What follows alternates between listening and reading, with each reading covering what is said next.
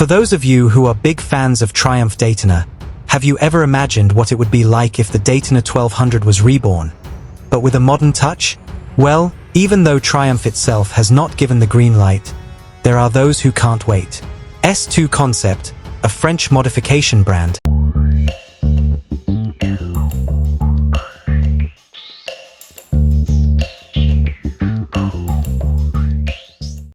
is here with a cool solution for all of us who miss Daytona.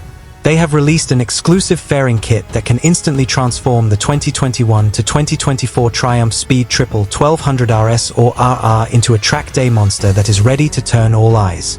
This transformation isn't just about looks. The kit is made from fiberglass panels with an elegant black gelcoat finish, and reinforced at crucial points with Kevlar and carbon for maximum durability.